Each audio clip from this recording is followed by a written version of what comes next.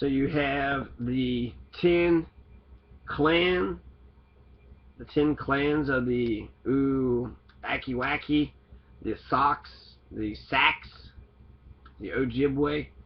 So that's their exonym is the Ojibwe. That's what everybody else calls them, the Ojibwe, but really the Ojibwe. Their autonym is Uakiwaki.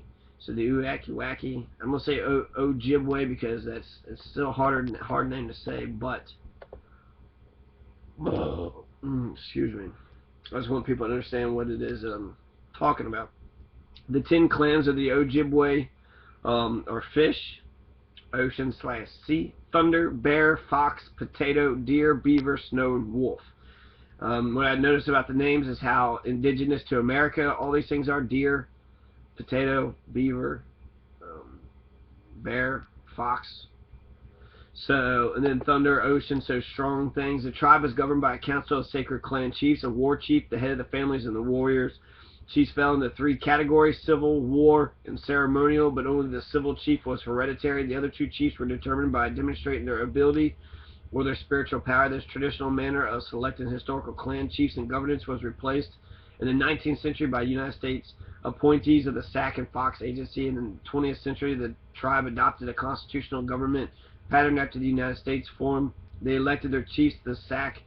They are believed to have had their original territory along the St. Lawrence River. They were driven by pressure from other tribes, especially the Iroquois, to migrate to Michigan, where they settled around Saginaw Bay. Due to the yellow clay, this is the Ojibwe. So due to the yellow clay soils found around Saginaw Bay, their autonym was Uakiwaki, often interpreted to mean yellow earth. The Ojibwe, an Ottawa name for the tribe Sac or Sauk, as a part of the Algonquin language family, is also closely related to the variety spoken by Fox and the Kickapoo tribes. So the 3 are often described by linguists as dialects of the same language. Sauk is also considered to be mutually intelligible to a point with Fox. Sauk and Fox appear to be mostly closely related to the 3. In their own language, the Sauk at one time referred to themselves as the Sakiwaki people of the outlet. The Sauk people have a syllabic orthography for their language, and there exists a primer book which was printed in 1977 based on a traditional syllabary which existed in 1906, that modern-day Sauk people may learn to write as well as speak their ancestral tongue.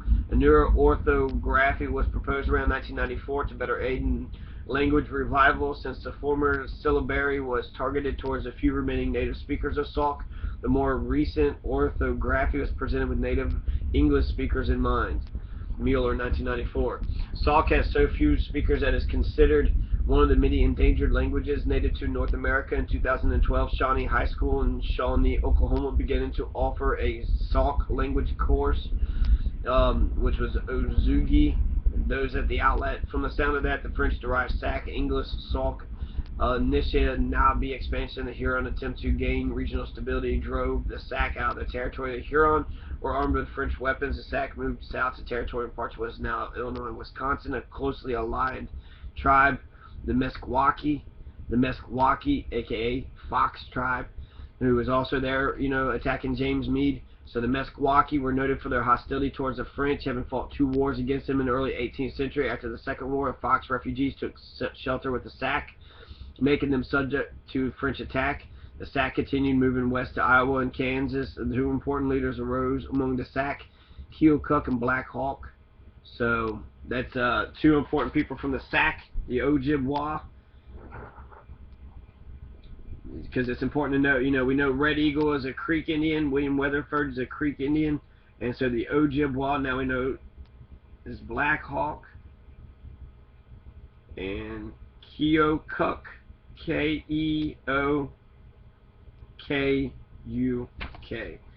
So at first, Keokuk accepted the loss of the land as inevitable in the face of the vast numbers of white soldiers and settlers coming west.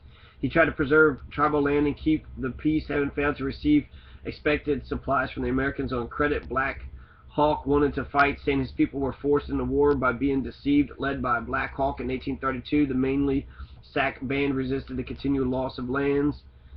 The warfare in the United States resulted in the defeat of the hands of General Edmund P. Gaines in the Black Hawk War. So you eventually had the Black Hawk War. Michigan is also an Indian name. The name Michigan is a French form of the Ojibwa, the Sac word Michigama, which means large water or large lake.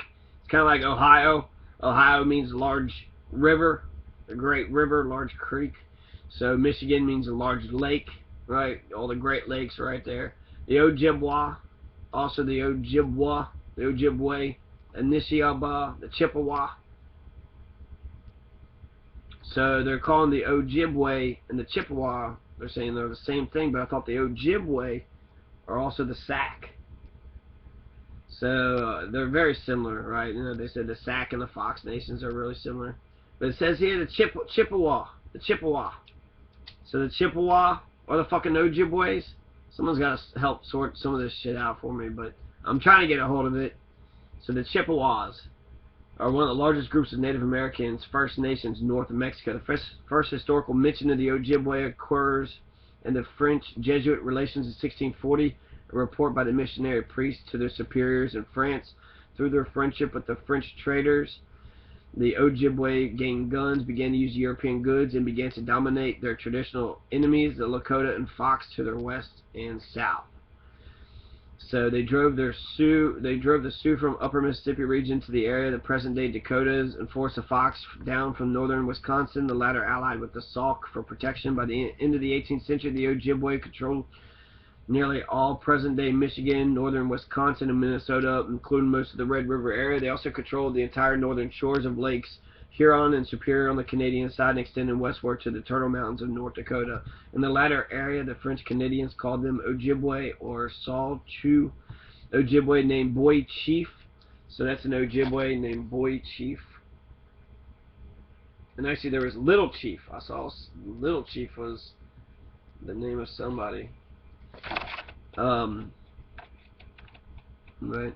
They also controlled the entire northern shores of Lake Huron and Superior on the Canadian side, and extending westward to the Turtle Mountains in North Dakota. In the latter area, the French Canadians called them Ojibwe or Sault-Sioux, an Ojibwe named Boy Chief by the noted American painter George Catlin, who made portraits at Fort Snelling in 1835. In 1845, he traveled to Paris with 11 Ojibwe who had their portraits painted and danced for King Louis Philippe. The Ojibwe, the Chippewa. So the Ojibwe are the Chippewa.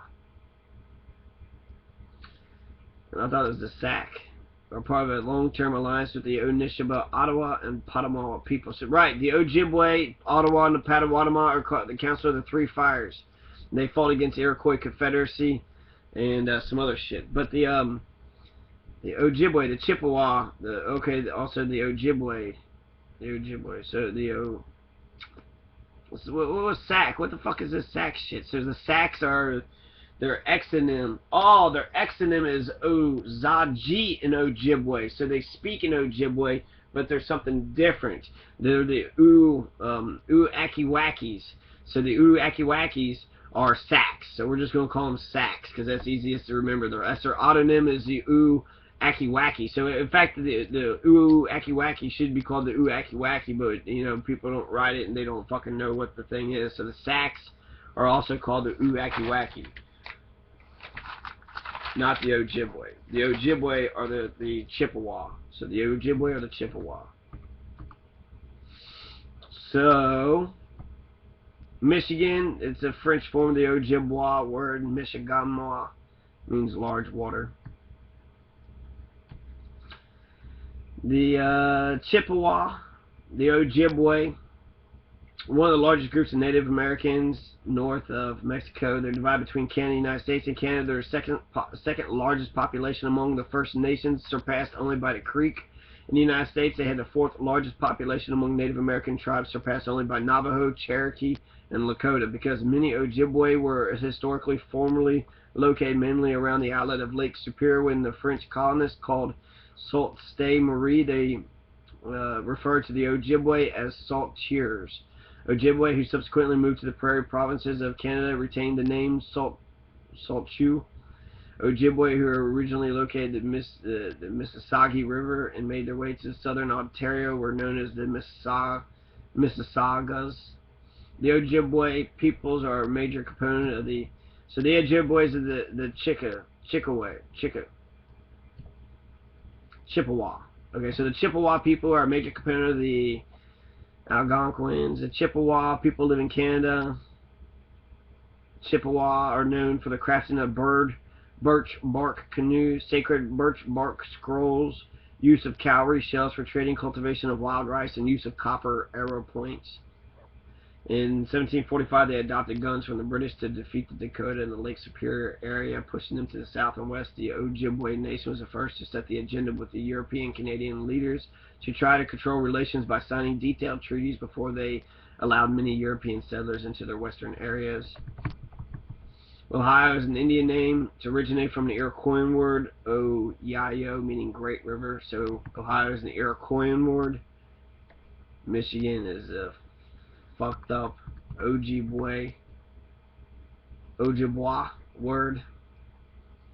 So the Ojibwas named Michigan, and then the Iroquois named Ohio, and the Shawnee named Kentucky.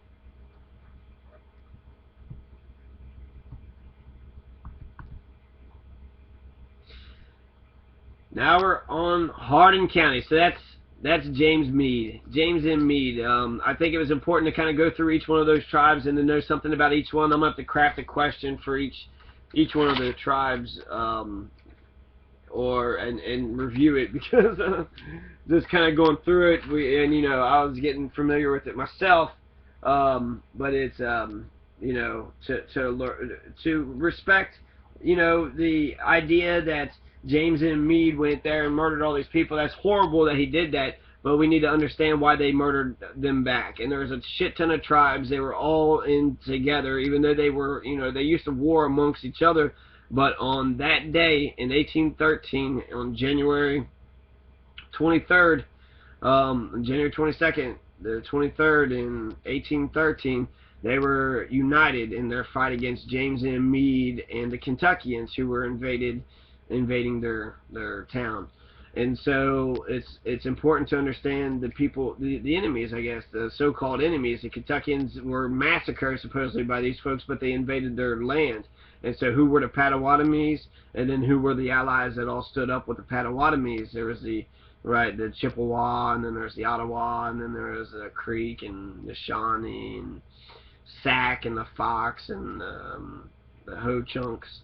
So there's lots. There's a lot of people that have fought against James M. Meade. So to honor James M. Meade is to take away all their leaders and all the people that have fought in their time period, who had stood up. To honor the devil, you take away God's accomplishments. To honor the evil people, you take away the angels. And so you don't want to take away the angel's voice. You want to take away, you want the truth. The best thing we could do is learn about the truth. James M. Meade is not a fucking hero. He's a piece of shit. And any of these Native American tribes, especially the Delaware, who has a matriarchal lineage, we can learn from. And we can, basically, the white people were able to win because they were children of circumstance, and they were psychotic, bloodthirsty fucking murderers. And so they were willing to murder like a bunch of, Neanderthal, wild fucking, chimpanzees that they are. And so since they're a bunch of fucking chimpanzees and they just want to kill everybody, this is not something to honor. This is not, it does not make him a hero. In fact, it makes him very much a coward. It makes him a piece of shit. And, we shouldn't put, honor bloody fucking dictators. We shouldn't be honoring Columbus or, any Hitler-esque fucking people. We should not be honoring. So the way we honor, I think, best James Meade, the story of James Meade and how they became, Kentucky's names, is to learn by the enemies that they had been fighting against. So when we learn about the Indians, there's also the British were there, and most Indians and black folks fought for the British during the American Revolution. So think about that. Why would most black folks and Native Americans fight for the British? But in the War of 1812, they all had fought unanimously against the Kentuckians. So many troops had fought against the Kentuckians. Coming up with the next one, we're going to be specifically looking at Hardin, John J. Hardin, and all the Indian murdering that he participated in. So remember, John J. Hardin is a pioneer, whereas James M. Meade is sort of, you know, the next generation. The people who don't get the fucking, you know, their own revolutionary war. And so instead of being revolutionaries like their forefathers, instead they're a bunch of lackeys who invade a fucking Native American settlement and then they get killed.